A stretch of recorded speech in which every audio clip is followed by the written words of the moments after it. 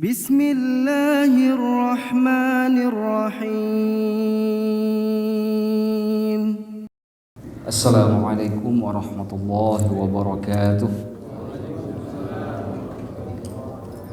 Alhamdulillahi wahdah, sadaqa wa'dah, wa nasara 'abdahu wa a'azza jundahu wa hazama al-ahzaba wahdah. Ashhadu an la ilaha illallah wahdahu la syarika lah, wa ashhadu anna Muhammadan 'abduhu wa rasuluhu la nabiyya ba'dah. Allahumma salli wa sallim wa barik ala Muhammadin wa ala alihi wa ashabihi ajma'in. Rabbi shrah li sadri wa yassir li amri wahlul 'uqdatam min lisani yafqahu qawli, amma ba'd. Sidang jamaah salat maghrib dan isya yang dimuliakan oleh Allah Subhanahu wa taala. Alhamdulillah kita bertemu kembali untuk melanjutkan pelajaran kita dari kitab Ihya Ulumuddin karangan Imam Al-Ghazali terkait dengan pembahasan beberapa hal yang harus diperhatikan dan harus diketahui yang berhubungan dengan ibadah zakat. Pada pertemuan sebelumnya kita sudah membahas terkait dengan fungsi ataupun tugas yang ketiga berupa pemberian zakat itu sebaiknya dilakukan secara sembunyi-sembunyi, tidak dalam kondisi terang-terangan. Meskipun secara hukum tidak dilarang apabila zakat itu diberikan secara terang-terangan. Berdasarkan ayat Allah, in tubdus shadaqati fa ni'ammahi, sekiranya engkau ingin menampakkan sedekah yang engkau berikan, fa ni'ammahi, maka hal tersebut merupakan sebuah yang nikmat, sebuah kenikmatan. Wa in tukhfuha, apabila kamu sembunyikan sedekah yang kamu berikan, wa tu'tuhal fuqara, lalu kemudian secara sembunyi-sembunyi tersebut kamu berikan kepada orang yang fakir, fahuwa khairul lakum, maka itu lebih baik bagi kalian. Sehingga dari sini kemudian bersepakat para ulama bahwa memberikan zakat dalam kondisi terang-terangan itu dibenarkan, tetapi lebih baik melakukannya secara sembunyi-sembunyi. Pada bagian sebelumnya juga Imam Al-Ghazali menggarisbawahi satu hal yang penting sekali, bahwa memberikan zakat atau juga barangkali sedekah ataupun infak-infak yang disyariatkan dalam bentuk lainnya, apabila dilakukan secara sembunyi-sembunyi itu bisa menghalangi orang tersebut dari dua sifat yang sangat-sangat buruk. Dua sifat itu bisa menggugurkan kebaikan dari ibadah itu, sehingga ibadah tersebut tidak lagi dinilai oleh Allah sama sekali. Ibarat orang bekerja tapi tidak mendapatkan gaji. Dia melaksanakan ibadah tersebut tapi tidak dapat balasannya dari Allah sedikit pun. Apa dua hal yang sangat buruk itu yang disebutkan oleh Imam Al-Ghazali? Yang pertama riya, yang ketiga sum'ah. Riya, perbuatan ibadah yang dilakukan dengan tujuan memperlihatkan kepada orang lain agar dipuji. Ketika ngasih sedekah, ngasih zakat di depan orang, orang akan ngomong, oh hamba ini ternyata orang-orang yang sangat pemurah. Bangga hatinya dipuji seperti itu. Maka ibadah zakatnya itu tidak dipandang sedikit pun oleh Allah. Begitu juga dengan ibadah yang lainnya seperti sholat. Sholat dengan zakat itu ada aspek riyanya. Berbeda dengan puasa, apa yang mau diriakan? Kalau seseorang puasa di bulan Ramadan lalu di siang hari dia makan minum sampai puas, Selang 2 jam kemudian dia ketemu dengan orang dan dia masih menceritakan bahwa dia puasa, orang nggak tahu apa yang diriakan. Tapi zakat ada unsur riyanya, sholat juga ada unsur riyanya. Yang kedua adalah sum'ah. Sum'ah itu dari kata sami'a yasma'u yang artinya mendengar.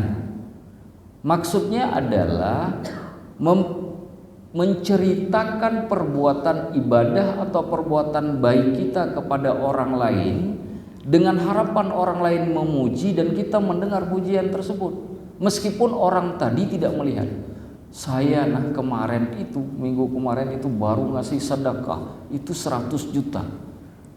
Seingat saya di RT ini nggak ada yang seperti itu. Itu cerita ke orang. Apa tujuan cerita itu? Agar dipuji. Itu namanya sum'ah. Hukum sum'ah sama hukumnya dengan riya. Hanya aspek atau sifatnya saja berbeda. Pada akhirnya berujung pada niat ingin dipuji oleh makhluk Allah, bukan ingin dipuji oleh Allah. Kerelaan yang dia cari bukan lagi kerelaan pada Allah, tapi kerelaan dari makhluk Allah. Allah tidak senang niat dirinya digantikan oleh makhluknya. Allah tidak senang. Kenapa tidak senang? Allah maha kuasa, Allah maha tinggi. Masa digantikan oleh yang maha rendah, yang maha hina? Di kalangan manusia saja yang jabatannya tinggi itu gak mau disamakan dengan yang jabatan rendah. Itu padahal sama-sama hina itu. Yang jabatan tinggi itu hina, yang jabatan rendah juga hina. Nah, Allah ini maha tinggi, maha mulia. Apakah pantas secara logika kemudian disamakan dan disetarakan dengan yang hina? Itu sebabnya kenapa hukuman terhadap riya dan sum'ah tidak ada hukuman yang pantas kecuali nerakanya Allah. Bayangkan sudah mengerjakan ibadah, malah yang didapatkan neraka. Mengerikan sekali. Tapi ada hal yang penting yang disebutkan oleh ulama, dan inilah aspek pembicaraan kita malam ini. Karena kita mau belajar, kita naik tingkat. Apa aspeknya? Kalau di dalam sholat itu disebutkan oleh Hasan Basri, tidak hadir sholat berjamaah di masjid karena takut dipuji orang, itu juga adalah riya, kata beliau. Saya ulangi kalimatnya. Tidak mau datang ke masjid untuk melakukan sholat berjamaah karena takut dipuji oleh makhluk Allah, itu juga riya namanya. Kenapa? Karena dia tahu kalau dia datang ke masjid, dia tidak tahan menerima pujian makhluk. Jadi riya itu sudah ada sebenarnya di dalam hatinya. Makanya nanti pada bagian tertentu dari kitab Ihya Ulumuddin ada pembahasan khusus tentang riya dan bagaimana cara mengobati riya itu. Ada obatnya diberikan oleh Imam Al-Ghazali. Metodologi cara yang bisa dilakukan untuk mengobati penyakit riya. Sehingga tidak ada alasan orang karena takut dipuji tidak sholat berjamaah di masjid. Sebagaimana tidak ada alasan bagi orang harus menyerahkan zakat, sedekah dan seterusnya meskipun dilihat oleh orang. Karena kalau informasi ini kita bawa kepada zakat, kita bisa katakan termasuk riya ketika seseorang memberikan zakat dan dilihat oleh orang lain sehingga dia mengurungkan niatnya karena takut dipuji. Nah, ini yang kita bahas malam ini. Karena pembahasan malam ini mempunyai hubungan dengan pembahasan kemarin. Kemarin murni kita membahas terkait dengan kerahasiaan. Memberikan zakat dalam kondisi tersembunyi. Nah, sekarang bagaimana kalau kemudian saya mengharuskan saya untuk memperlihatkan zakat saya dengan maksud tertentu, yang maksud tersebut itu baik adanya. tanpa adanya riya dan tanpa adanya sum'ah. Nah, ini yang dibahas oleh Imam Al-Ghazali pada al-wadhifah ar-rabi'ah, fungsi atau tugas yang keempat. Kata beliau, ayyudhira haitsu ya'lam anna fi idharihi targhiban lin-nasi fil iqtida.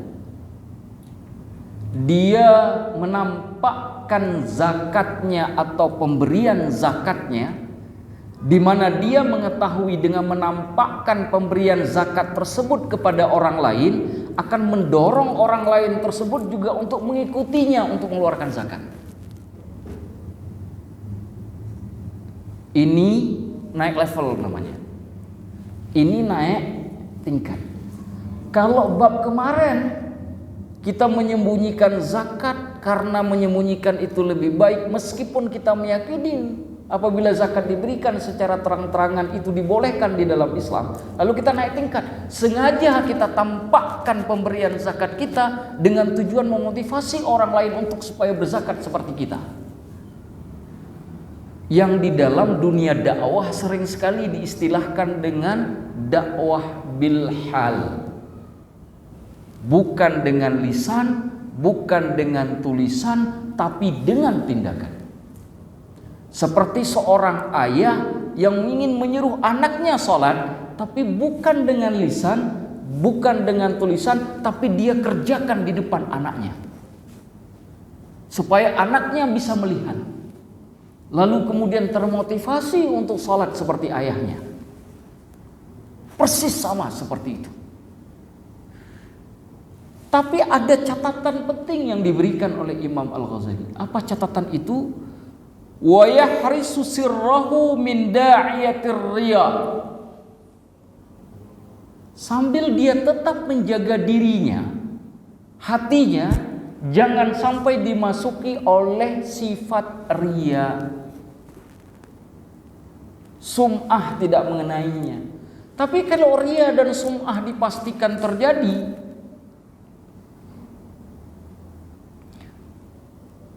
maka menghindari itu lebih baik daripada mengobati. Maka orang yang sudah pada sampai dengan level ini, ketika dia menampakkan amal ibadahnya, itu bukan karena dia ingin dipuji. Dalam hatinya yang terbersit, ya Allah, semoga hamba-hambamu yang lain yang melihat aku melakukan kebaikan ini, ya Allah juga melakukan hal yang serupa. Sambil bermohon kepada Allah, aku tahu ya Allah bahwa surgamu tidak bisa dimasuki sendiri. Aku butuh hambamu yang lain agar aku bisa sampai ke surgamu. Maka penampakanku terhadap ibadah ini ya Allah, agar menjadi wasilah dan sebab aku bisa memasuki surgamu dengan sebab adanya orang lain yang mengikutinya. Konkretnya begini. Saya duduk di sini mengajar, itu kan potensi rianya kan lebih besar, Pak.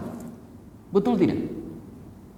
Dibanding bapak-bapak yang mendengarkan saya sedang menyampaikan pembahasan ini. Tentu potensi saya untuk jadi ria itu grafiknya lebih tinggi. Kalau bapak kan sama-sama mendengar apa yang mau diriakan. Kalau yang satu ngomong, saya biar terlihat alim nih duduk sambil mendengarkan. Yang lain juga sama. Apa yang mau diriakan? Tapi kalau saya beda, karena saya ngomong, ada mimiknya, ada gerakan tangannya, ada cara ada intonasi suaranya.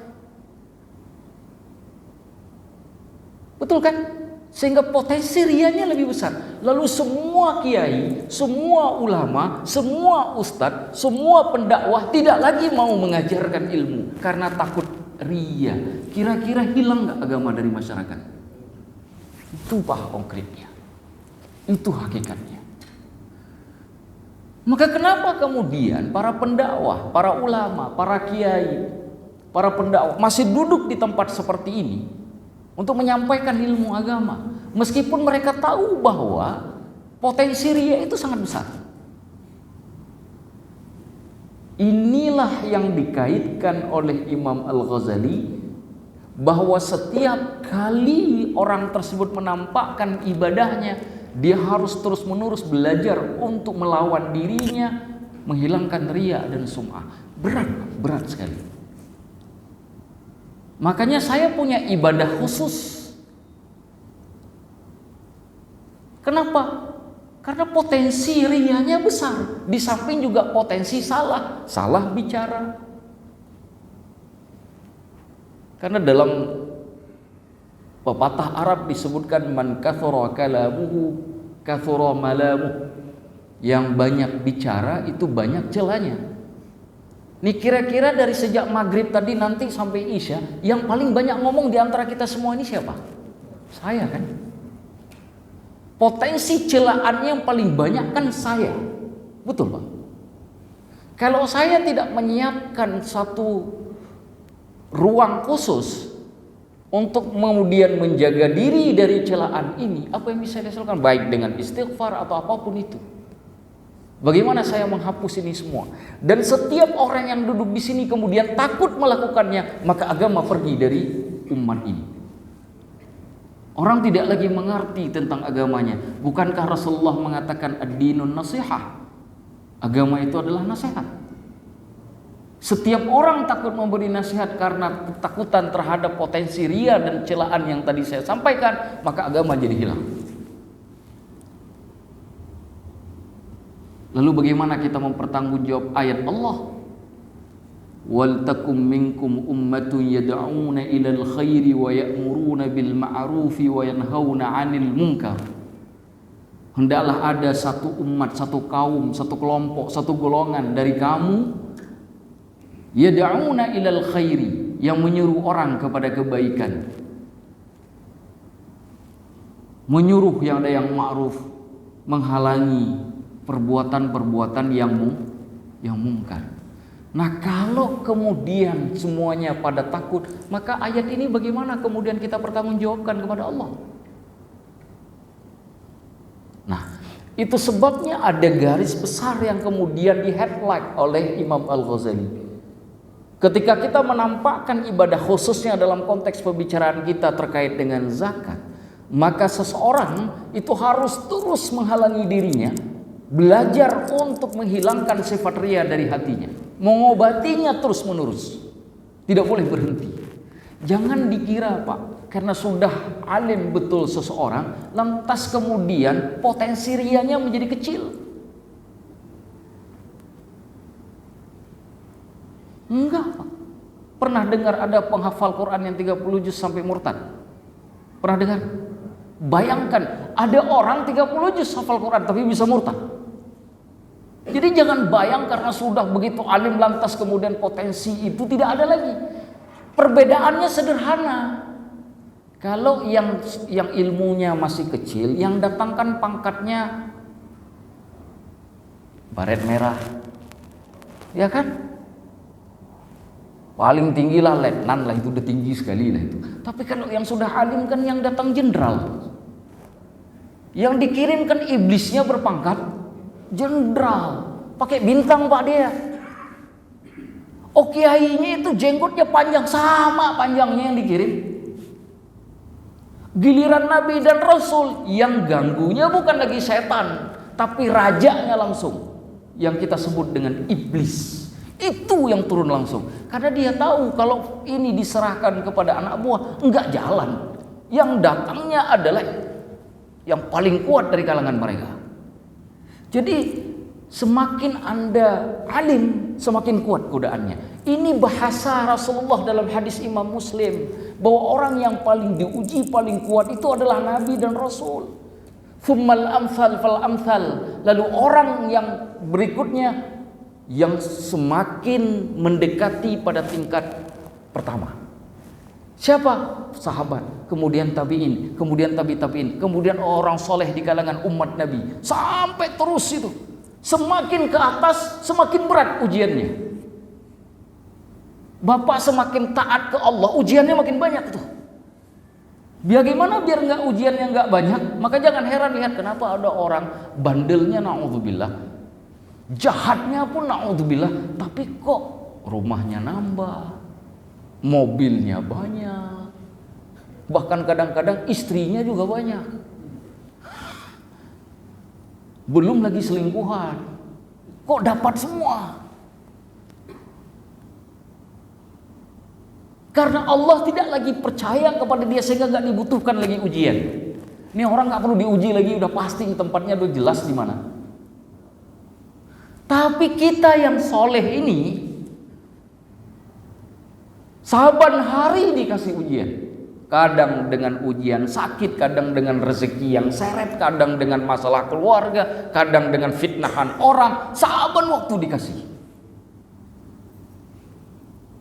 Kadang-kadang Pak, belum satu fitnah selesai, sudah datang fitnah kedua.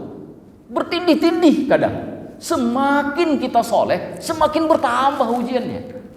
Ini salahnya levelnya level 4, cukup 1 udah ujiannya. Fitnahnya cukup 1. Begitu levelnya 3, ditambah jadi 2. Yang 1 belum selesai, yang kedua sudah datang. Begitu juga kalau urusan kehidupan. Rezekinya seret, ribut sama istri. Rezeki seret saja itu sudah berat, ribut sama istri udah berat 2 kali. Udah begitu, anak pun merepet. Cerita ini sampai ke tetangga ngomongin. Bayangkan Pak, gak habis-habis Pak. Makin kuat kita sabar, makin kuat kita ibadah, makin ditambah oleh Allah. Makin kuat. Tapi di mana kenikmatannya? Lihat bahasa Al-Qur'an. Ketika Allah berbicara tentang orang-orang yang sanggup menahan ini dengan bahasa yang istimewa. Apa bahasanya? Wa basyiris sabirin, wallahu yuhibbus sabirin, wallahu ma'as sabirin. Allah mencintai orang sabar, Allah bersama orang yang sabar. Berilah kabar gembira kepada orang sabar. Bahasa yang digunakan dalam Al-Qur'an bahasa yang spesial. Kenapa? Karena kondisinya yang sangat spesial. Masih ingat kisah Abu Talhah yang saya ceritakan, menjamu tamunya, menahan diri, bahkan keluarganya sampai anaknya pun itu tidur dalam kondisi lapar demi bisa menjamu tamunya, kekurangan makanan. Kalau kita minimal kan di dapur ngomong sama istri, udah tahu kita nggak ada makanan, datang lagi ke sini. Enggak dengan Abu Talha. Enggak dengan Abu Talha. Makanan yang sudah sedikit diserahkan ke tamu meskipun dirinya tidak makan. Itu Abu Talha gitu. Apa yang terjadi? Keesokan harinya ketika ketemu Nabi, Nabi tersenyum.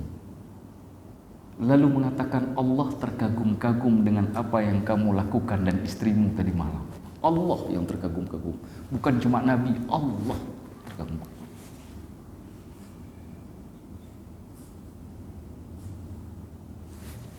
Ini levelnya naik. Jadi nggak cuma di level takut tadi,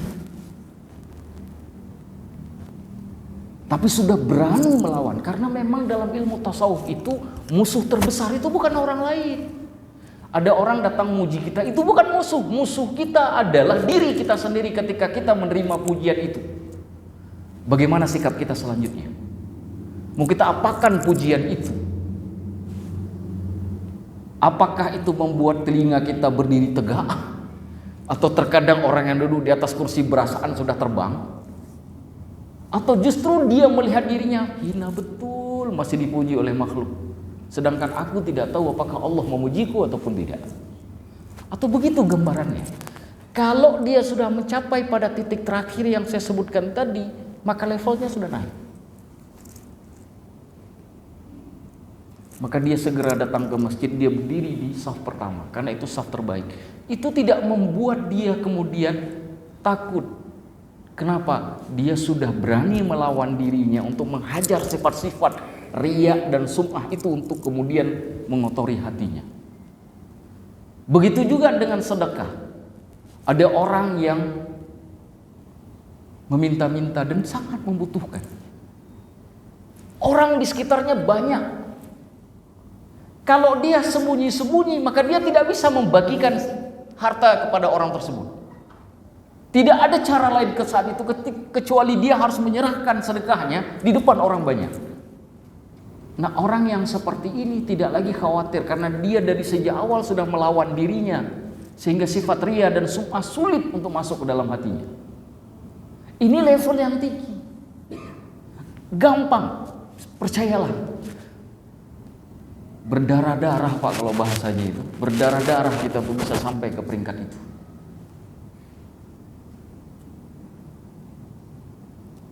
Para ulama makanya kemudian membangun tasawuf itu dengan tujuan bagaimana mentraining seseorang dirinya agar kemudian kuat menghadapi itu. Ini kan bahasa hati ini. Makanya dulu dikenal dengan istilah ilmu tasawuf itu dengan tazkiyatun nafs, penyucian ciri. Karena seseorang dianggap suci ketika hatinya suci. Itu sebabnya kemudian di dalam Al-Quran surah Ibrahim ayat 31. Apa kata Allah kepada Rasulullah? Qul li'ibadiyalladzina amanu. Katakanlah hai Muhammad kepada hamba-hambaku yang beriman. Yuqimus shalah, agar mereka hendaklah mendirikan salat. Wa yunfiqu mimma razaqnahum, dan mereka menginfakkan sebagian dari rezeki yang telah kami berikan kepada mereka sirran wa alaniyah, baik dalam kondisi sembunyi-sembunyi maupun juga dalam kondisi terang-terangan. Jelas penyebutannya, sembunyi-sembunyi dan terang, tapi penyebutan selalu didahului dengan kata sembunyi-sembunyi.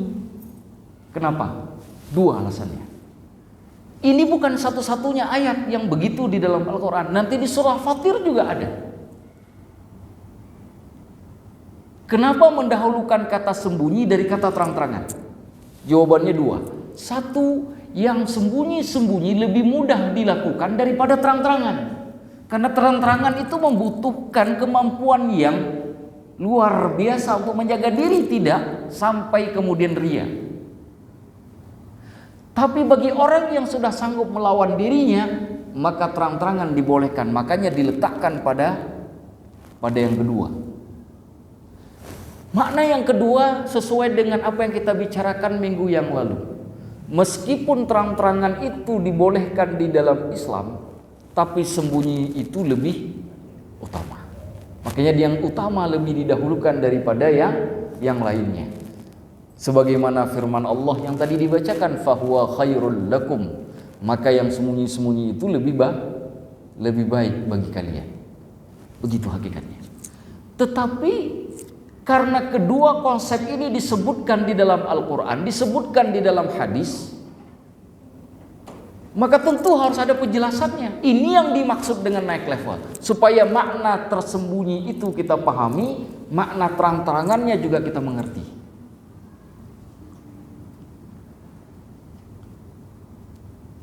Lalu kata Imam Al-Ghazali, ini penting sekali. Fala yambaghi ayyatrukas tasadduqa khifatan minar riya. Tidak dibolehkan bagi seseorang untuk meninggalkan sedekah. Sedekah itu ada dua. Kalau sunnah ya kita gunakan istilah yang tetap dipertahankan yaitu sedekah. Sedangkan sedekah wajib bahasa lainnya disebut dengan zakat. Tidak boleh sedekah itu ditinggalkan oleh seseorang, baik yang wajib ataupun yang sunnah, khifatan minar riya, karena takut riya. Tidak boleh. Ini yang disebut oleh Hasan Al-Basri tadi. Tidak mau sholat di masjid secara berjamaah karena takut riya, itulah sesungguhnya riya.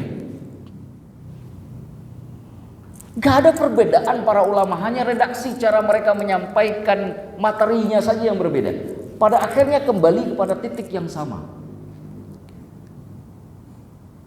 Bal yambaghi ayyatasaddaqa wa yahfadha sirrahu 'anir riya'i biqadril imkan. Sebaliknya, dia tetap diharuskan untuk bersedekah, di saat yang bersamaan dia harus menjaga dirinya dari penyakit riya biqadril imkan, semaksimal mungkin. Bahasa biqadril imkan itu artinya kan ada usaha, Pak. usaha yang dimungkinkan untuk kita lakukan. Artinya tidak boleh pasrah. Oh, saya nggak mau, nanti saya ria. Itu nggak boleh. Tidak dibolehkan. Jadi apa juga yang harus dilakukan? Ketika kita takut ria, kita harus ambil satu tindakan untuk melawan supaya ria itu hilang.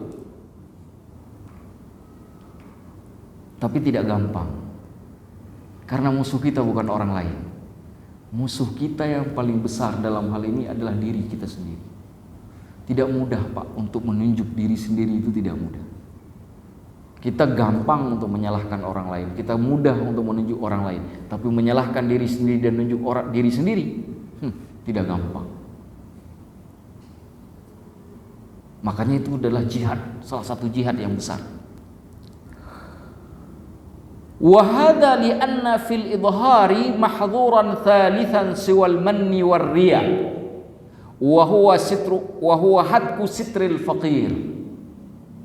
Di dalam penampakan kita bersedekah atau berzakat itu sebenarnya ketika tidak bisa dihindari tetap harus kita lakukan meskipun terlihat di depan orang banyak, itu untuk mencegah kita kepada hal negatif lainnya. Karena di dalam bab ini ada 3 sifat negatif.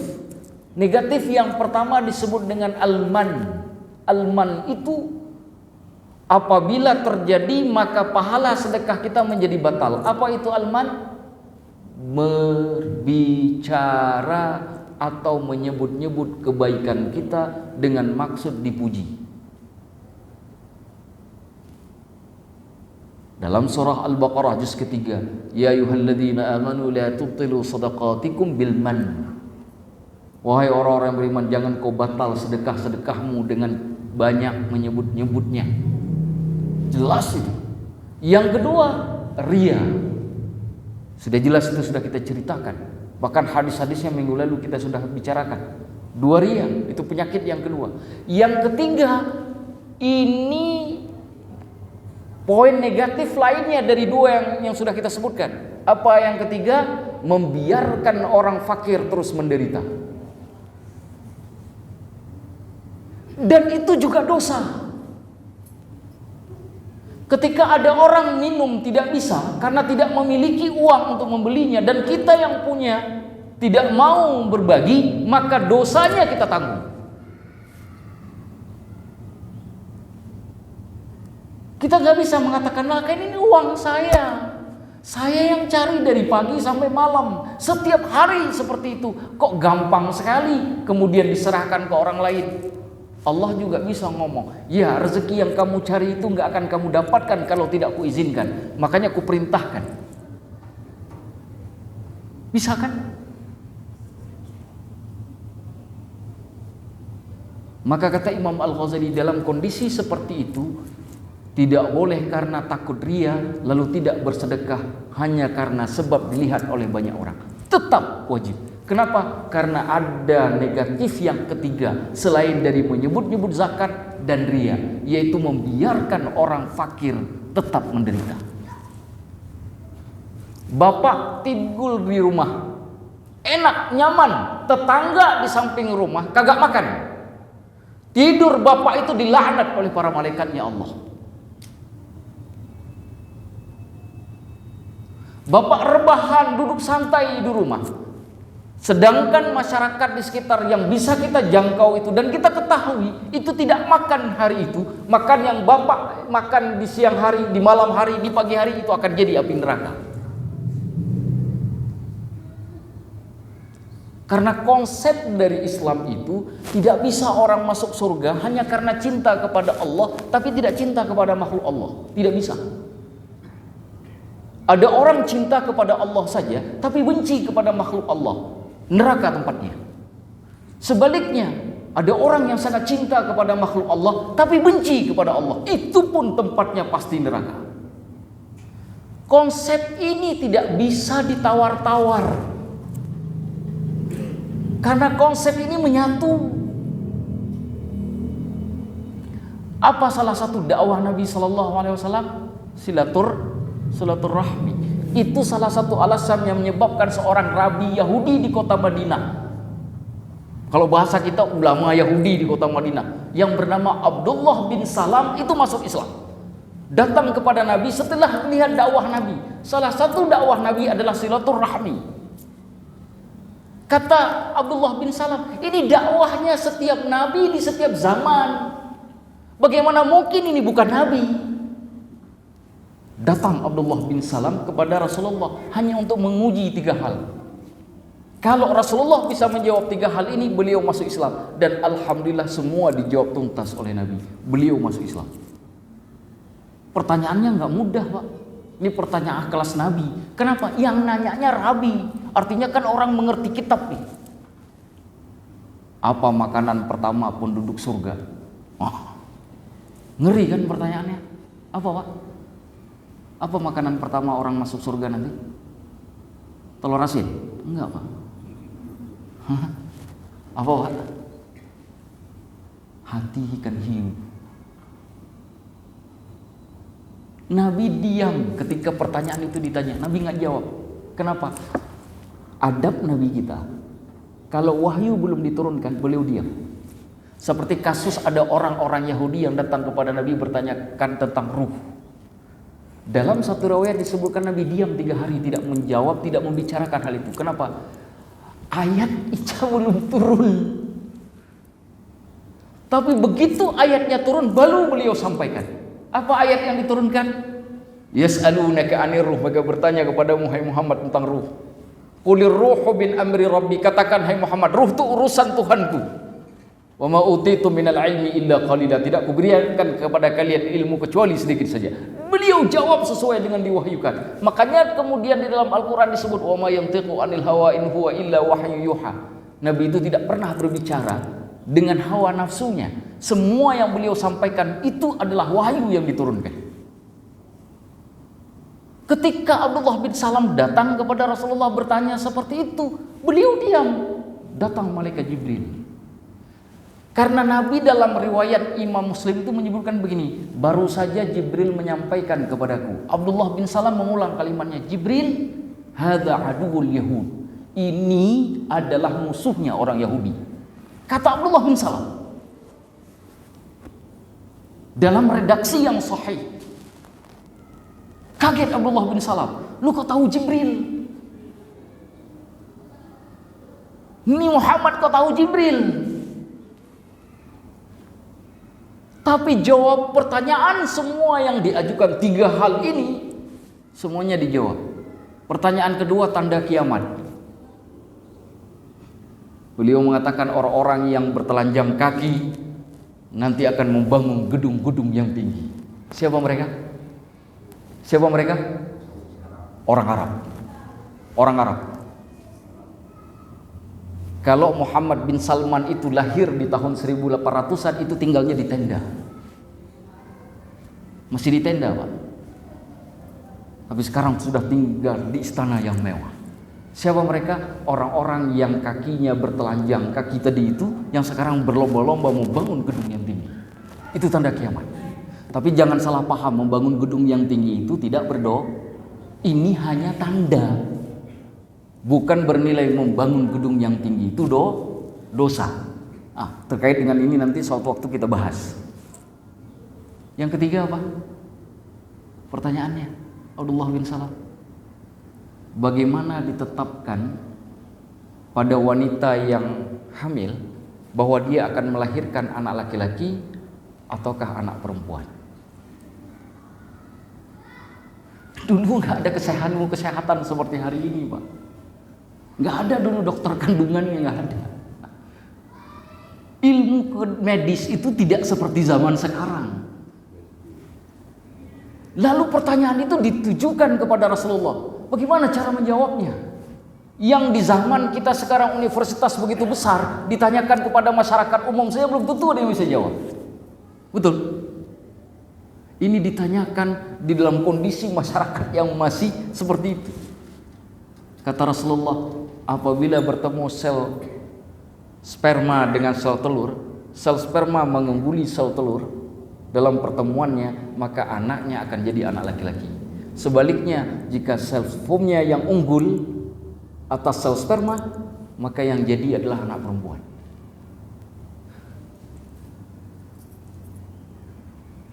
Kata Abdullah bin Salam, "Shaddaqta ya Muhammad. Asyhadu an la ilaha illallah wa asyhadu anna Muhammadar Rasulullah." Kamu benar wahai Muhammad. Maka saksikanlah hari ini bahwa aku bersaksi tidak ada Tuhan selain Allah dan Muhammad itu adalah Rasulullah. Rabi Yahudi di kota Madinah, orang yang sangat alim. فَبِأَيِّ آلَاءِ رَبِّكُمَا تُكَذِّبَانِ